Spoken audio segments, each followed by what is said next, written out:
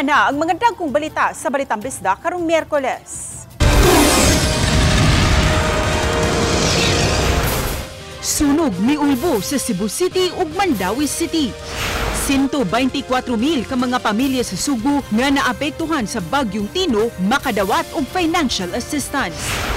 Lapu-Lapu City LGU ug kapulisan dili mag-Christmas party. Kini ang GMA Regional TV, Balitang Bisdak. Maayong hapon, ako si Cecil Kibod Castro.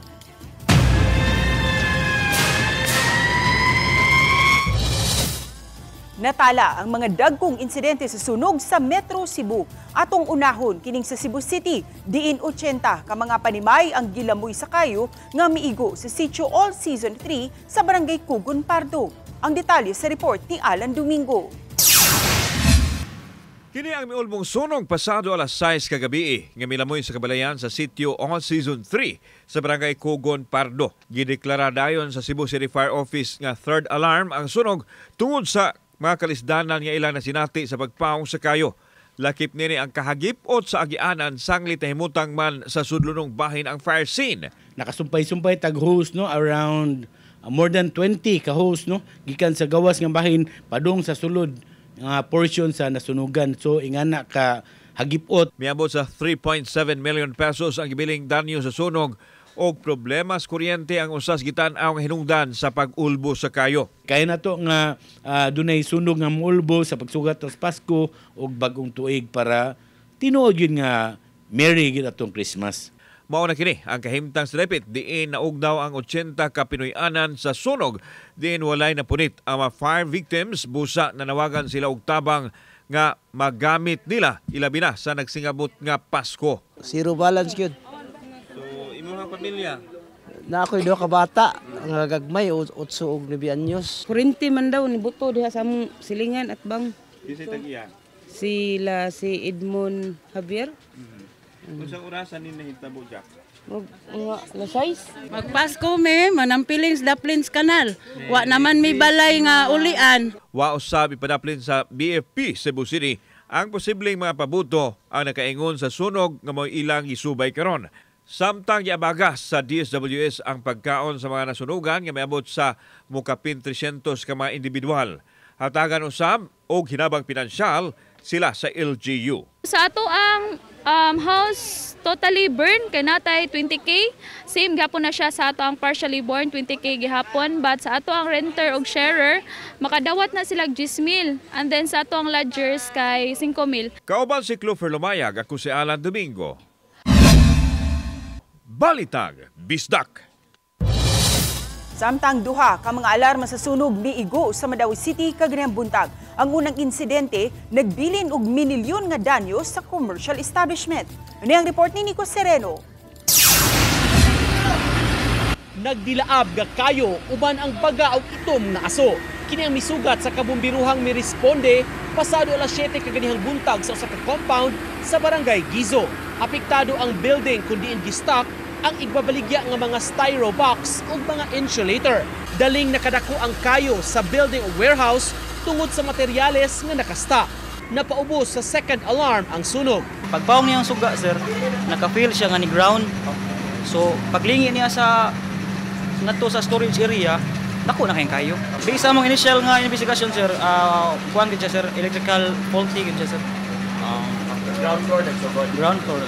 Sa pag-igo sa sunog, naatla ng usa ka empleyado ug paryente sa tag-iya sa ikatulong andana sa building. Stay in siya sa ibabaw ug nakurat na lang nga nagkayo na sa ilang building. Nay kanang murag ni buto gamay. So kanang I thought normal ra siya na kuan ba kanang heat up sa boiler. So wala ra sad ko, and then kanang sige man og tingog-tingog ang mga styro nga nangatagak bas mo to ni gawas ko ni ari ko diri sa my terrace. Pero pagpadung nako kusog na ang iyahang kuan, ang iyahang aso. So mo to gitry nako og naog sa hagdanan, dili na pud pasabol ang hagdanan kay kusog gihapon ang aso. Gikan sa third floor, natabangan si Emily dihang gibutangan og hagdan para makanaog. Na may kanang niabot nga mga air roof, nagdala sila og kuan kanang ladder bitaw nga mubo ra gud pud up to second floor lang. So ni kupot lang ko sa railings and then sa drainage and then sa kisame before ko naka-reach sa first step sa ladder then down na. Right after po kay kanang while na nako sa ladder ni abot na sa tong kanang taga BFP so ni-assist na sad sila. Gibanabanang moabot sa 10 million pesos ang estimated damage sa sunog. Samtang wa pagani na human ang BFP pagresponde sa Barangay Gizo, laing sunog sab ang gialarma kaganihang buntag sa Barangay Subang Dako. Apektado ang usa ka paabangan nga balay nga partially damaged ang ibabaw nga andana. Kay wala may tao diri sa taas sir no. Naaraman mi sa ubos pagsaka na mo diri kay wa na nagaso naman diri. Then nagkayo na mo to nagdagan migbalik sa ubos para ipawong ang plangka og nanawag mig tabang. Gisusi pa hinuon unsay nakaingon sa sunog. Samtang ang mayor nanawagang mag-amping kanunay aron kalikayan ang mga insidente sa sunog labi na karong panahuna. Magbilantayo na daw, always be vigilant, di lang kita mo kumpiyansa, labi na kani atong mga Christmas lights na ipangbutang gani kung dili standard, kiyaw gyud kay na. No, so magbilantayon lang kita. Uban ni Godfrey Relien, Nico Sereno, Balitang Bisdak. Sa dili pa magpasko, makadawat na sa ilang financial assistance gikan sa Department of Social Welfare and Development ang mga biktima sa Bagyong Tino. Kinsang mga panimay nangagusbat o nabanlas. Ano yung report ni Fem Marie Dumabo? Sugod ugma, December 11 hangtod na sa December 13 ang mga adlawng gitagana sa DSWD aron maapod-apod ang Emergency Cash Transfer o ECT. Giklaro ni DSWD 7 Director Shalene Lucero nga kadto lang unang mga panimay nga totally damaged ang unang makadawat sa ayuda. Anaa sa 124,000 ka mga pamilya gikan sa 8 ka mga gi-identify nga badly hit nga LGU sa Bagyong Tino. Mao mga lugar sa Cebu City, Mandawi City, Talisay City, Danao City ug mga lungsod sa Consolacion, Liloan, Compostela ug Balamban. Giklaro ni Lucero nga unang batch pa lang kini ug gigahinan kini og 173 million pesos. Tag 10,125 pesos ang madawat sa matag pamilya. Atong i-emphasize nga ang kani siya is batch 1, totally damaged houses, so which means that dili gyud tanan sa totally damaged gani mabayaran. Kay batches man sad good ang submission sa LGU, dili siya outright na kompleto. And we gave them the opportunity to update their list, so that's why napanay batch 2 or batch 3. Natala sa DSWD ang 666,455 ka pamilya og 2.5 million individuals gikan sa 94 ka mga LGU sa tibok nasod nga apektado sa Bagyong Tino. Samtang gipaningwa usab sa DSWD-7 nga sindi pa magpasko, mahatag na sa tanang 103,036 families ang financial assistance sa mga pamilyang totally ug partially damaged tungod sa magnitude 6.9 nga nitay-og niadtong September 30. Matod ni Lucero nga nagpadayon karon ang distribution sa emergency cash transfer ug gipaningkamutan nga mahumaning semana alang sa 4 ka batch sa mga biktima sa linog. Nangayo pa og dugang pondo ang DSWD-7 sa national government alang sa ikalimang batch sa mga pamilyang hataganan sa tabang apektado sa linog. 10,125 pesos alang sa mga totally damaged ug 5,250 pesos alang sa mga partially damaged. Ang DSWD nakasabot sa kahimtang sa mga families affected by both earthquake, Tino, and mga succeeding calamities. But be assured nga kung dili mahatagan sa DSWD tanan sa karong panahon, be assured that we are working really hard to make sure that we get the funding. Oba ni Godfrey Relien ug Rod Prado, Fe Marie Dumabok. Balitang Bisdak. Isipag simpatiya sa mga naigo sa sunod-sunod nga kalamidad dinhi sa Sugbo, Lapu-Lapu City Government ug Lapu-Lapu City Police parehong dili mo pahigayon og Christmas party. Si Luan Mirundina sa report. Gitataw ni Mayor Cindy King Chan nga makapahigayon gihapon og Christmas party ang matag department sa City Hall. Apan pahinumdum sa mayor, yano lang. Apan ang giwagtang lang una nila karong tuiga, mao ang hiniusang Christmas party sa mga City Hall employees nga ipahigayon sa Hoops Dome.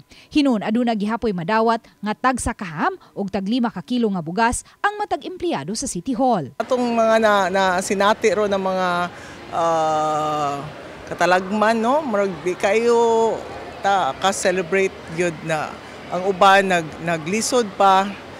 Pero we are helping, that's why ang atong naghahintag yun og tag 1 million each, siya katong earthquake na mga municipalities o city. Buot man ni Chan nga muhatag usab og Christmas food packs sa matag residente sa Lapu-Lapu City sama sa gihimo karon sa Mandawi City apan wa na kini malakip sa budget karong tuiga. Daghang moingon na nakahatag maliyang Mandawi ana naapil na mo silang budget. So I mean hopefully maningkamot ta next year. Sa ta gusto na makuha or beyond sa atong budget ang atong mga expenses. Dugang ni Chan, wala usab nagpahigayon og bonggang Christmas tree lighting ang Lapu-Lapu City sama sa ubang dakbayan. Gani ang mga dayan-dayan karon sa dakbayan gituyo nga dili kaayo Christmassy. Inay mga stars ug reindeers, mga Christmas lights nga giporma og buwak o gitara ang gidayan-dayan sa mga main roads karon sa Lapu-Lapu aron malahos ang dekorasyon ngadto na sa ASEAN Tourism Forum nga ipahigayon karong January 26 to 30, 2026. Sa mga nangutana kung may mapaabot ba nga bonus ang mga City Hall employees, kini ang tubag sa mayor. Kuan ra gyud ta sa unsay i-allow sa or i-announce ni Presidente Bongbong Marcos. Kuan lang taan na mo sunod lang gyud ta unsay yang ma-announce ba. So katong 5,000 or di ba naabot tong 20,000. So magdepend lang yun. Pero naara yun ang pundo. Dili usab magpahigayon og Christmas party ang Lapu-Lapu City Police karong tuiga. Matod ni Police Colonel Antonieto Cañete kay ang gahin alang niini ihatag nila ngadto sa mga nabiktima sa kalamidad. Hinon aduna gihapoy mga ginagmayng raffle prizes alang sa mga personnel. Good news naman diyan, bumili akong sound system para magpatugtog na lang kami ng Christmas songs during sa scheduled Christmas parties. Masaya pa rin yun. Uban ni Marlon Melgazo, Luan Merondina, Balitang Bisdak. Kini ang GMA Regional TV, Balitang Bisdak.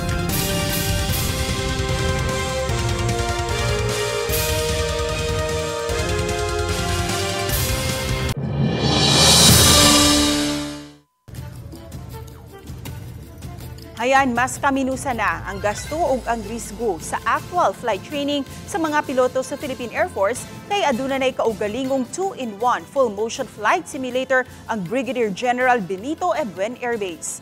May nagpasabot ba nga limited na lang ang actual flight training? Dili ses aduna gihapoy actual flight training ang mga piloto sa Philippine Air Force. Apan tungod ni ining 2-in-1 full motion flight simulator, mas kaminosa na ang mga disgrasya kay mabansay naman daan ang mga piloto sa dili pa sila mumaneho og aktwal nga mga helicopter. Alas 8:30 kaganihang buntag, gipahigayon ang blessing ug turnover sa labing unang 2-in-1 full motion flight simulator sa nasod. Ang maong pasilidad nahimutang sulod sa hangar sa Brigadier General Benito Ebuen Air Base sa Lapu-Lapu City. Gipanguluhan ang kalihukan ni Lieutenant General Arthur Cordura, Commanding General sa Philippine Air Force. Na-acquire ang maong pasilidad ubos sa Horizon 1 sa AFP Modernization Program ug ang simulator gi-deliver sa usa ka dakong kumpanya sa Romania. Aduna kini duha ka interchangeable cockpits alang sa S-70I Black Hawk ug sa Bell 412 EP helicopters. Dinhi sa standalone station sa Bell 412, anaalang sa 100 degrees ang field of view sa piloto nga nag-training. Apan tungod kay interchangeable kini, mamahimong ipasulod ang cockpit niini dinhi sa maong dome ug dinhi masinati na sa piloto nga nag-training ang 180 degrees field of view with full motion pa nga daw sama sa naglupad kagayod ug usa ka aktwal nga chopper. 240 million pesos ang kantidad sa tibok pasilidad, lakip na ang initial logistic support aron sa pagmaintain sa mga ekipo. Matod ni Brigadier General Moises Micor, Wing Commander sa 205th Tactical Helicopter Wing, ang maong pasilidad makahatag og training nga susama sa mga nasinati sa actual flight training apan minos ang risgo, sama sa mga sagubangong weather disturbance o engine trouble. So basically, ang kagandahan nito, it reduces the cost of our training costs in the actual conditions. Saka magagawa nila dito lahat yung mga scenarios to include emergencies na mataas ang risk pag ginagawa sa actual flight conditions. Gidasunan usab kini ni Lieutenant Colonel Ruben Zati, Safety Officer ug Standard Evaluation Officer sa 205th Tactical Wing. Yun kasi yung isang factor, ma'am, during emergencies, yung tanggalin yung human factor or yung how they react or yung how they react immediately sa emergencies, especially na hindi nila nagagawa sa real scenario, ma'am, or sa real training ng aircraft, ma'am. Matod ni Colonel Maria Cristina Basco, pangu sa Air Force Public Affairs Office, nga nahimutang sa Mactan Air Base ang mother unit sa Air Mobility Command diin mag-training ang mga piloto sa dili pa sila i-deploy sa nagkadiyang dapit sa nasod, hinungdan nga dinhi gimontar ang maong pasilidad. Kaya po nandito po yung mga yung mostly yung bulk ng mga pilots dito po nag-undergo ng training. Dito yung particularly yung magsi-specialize po sa mga choppers and sa C-130 tsaka sa C-295.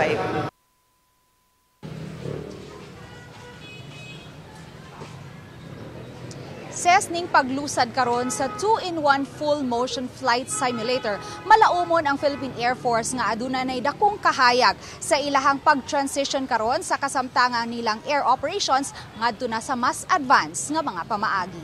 Ses, dagang salamat, Luan May Rondina. Kini ang GMA Regional TV, Balitang Bisdak.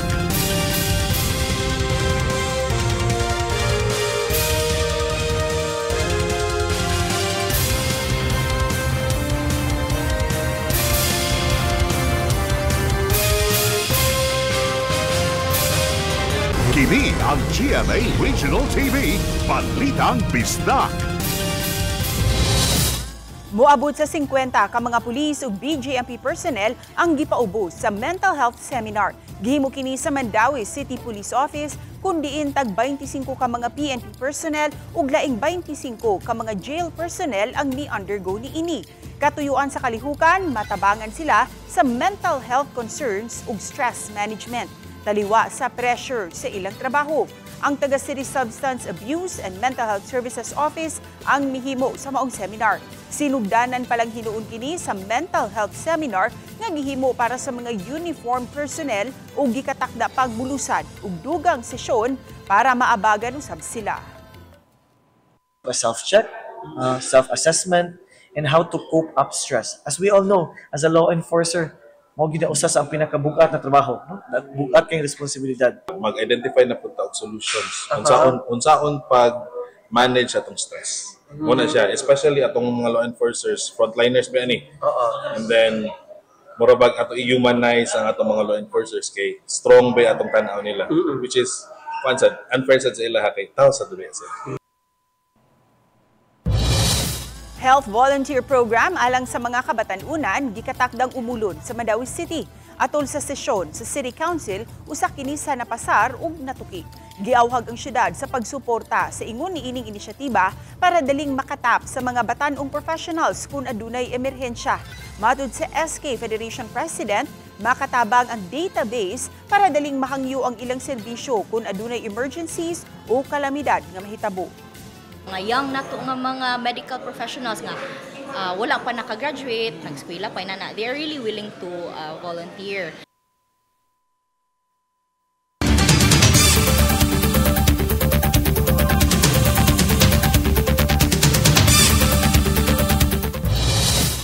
Bukas na ang e-library sa Mandawi City para magamit sa mga estudyante. Gipangunayan sa mga city officials ang pagbukas kaganiha sa maong pasilidad dungan sa pagpahigayon usab og blessing para mambendisyonan kini.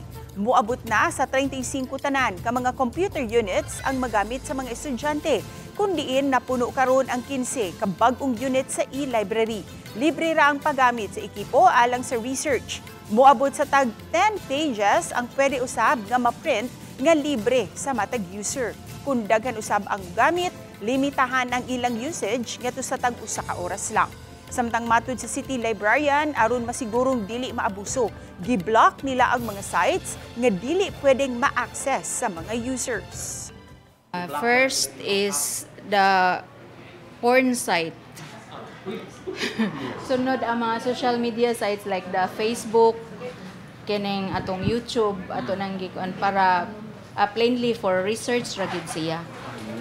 Kay ang atong printing throughput sa ato ang email. Ato ginahimong e-library diring dapita, no, part of our promise during our first 100 days for our students, for our both high school, college, and even kaning mga nagtrabaho na. Kung ganahan sila mo gamit diri sa atong facility, they're more than welcome. Wala na ang low pressure area nga nagpasulabi karon nga nakaapekto sa nasud. Apan nagpadayon gihapon ang nasinating pag-uwan-uwan sa pipila ka lugar tungod sa nagkalain-laing weather systems. Padayong masinati ang epekto sa amihan, easterlies ug shear line nga muhatod og uwanon nga panahon ilabi na sa Luzon. Posible gihapong masinati ang pagpanugdog og kilat sa ubang lugar sa Kabisayan ug sa Mindanao. Samtang subay sa rainfall forecast sa Metro Weather, adunay kahigayunan nga uwanon ang halapad nga mga lugar sa Samar ug Leyte provinces ug mga lugar usab dinhi sa Sugbo ug sa Bohol. Posible usab nga uwanon ang uban pang bahin sa nasud. Gisugda na ang pag-construct sa mga smart houses sa Mandaue City alang sa mga nabiktima sa bagyo ug baha. Sa bakanting luna sa pasilong sa Mandaue sa Barangay Giso, nasugda na ang pagpabarog sa mga smart houses. Gipangunayan kini sa mga taga-Department of Human Settlements and Urban Development. Mato ni Mayor Junki Iwano, paningkamutan nga ma-set up ang tanang unit sunod semana para makabalhin na dito ang mga labing na apektuhan sa baha ug sa bagyo. Ilabi na kadtong nagguban gayon ug mga Pinoy-anan. Di masagugog ganahan magpa-move in nila ba niya. Dili gali comfortable sa dang atong mga evacuees sa marabag o pa sila tubig o pa sila kuryente, asa pa sila mag ibaw na mo, di ba? Ganahan ko kanang ready na gyud ang lugar. Dili na to ang angon. Nadawat na sa mga senior citizen ug persons with disabilities sa Toledo City ang ilang sayong pinaskuhan. Human giapod-apod sa lokal nga kagamhanan ang cash assistance kagahapon. Nakadawat og tag 4,000 pesos ang mga lolo ug lola para sa 3rd ug 4th quarter nga financial assistance sa tuig 2025. Samtang tag 2,000 pesos alang sa mga PWDs. Gipanghatag kini sa Barba Sports Complex para sa mga benepisyaryo sa barangay poblasyon. Samtang sa covered courts, gihimo ang distribution para sa mga taga-Luray 2 ug Sangi. Pagahimuon ang payout sa ubang barangay sa musunod nga mga adlaw. Mga Kapuso, ipadala na ang inyong mga entries para sa Kapuso Big Time Panalo Season 4. Over 7 million pesos ang ipanghatag sa mga sari-sari store owners ug mamalitay nga mosalmot niini. At ang iusab kung maapil ba ang inyong pangalan sa pangkabuhayan package worth 50,000 pesos. Gawa sa mga makadaog sa tag 1,000 pesos daily ug 7,500 pesos weekly cash prizes. Mahuman ang sending of entries sa December 26, 2025. Apan Kapuso, pagmatngon sa fake news, fake Facebook accounts ug scam text. Pagatang lang si GMA o bisitaha ang official Facebook page ug microsite si GMA Promos alang sa complete mechanics ug announcements. Kami ang GMA Regional TV Balitang Bisdak. Kinatibukang pwersa alang sa mas dakong misyon ug mas halapad kapag alagad sa nasud. Mga Kapuso, 15 days to go na lang ug Pasko na. Maayong hapon mga Kapuso.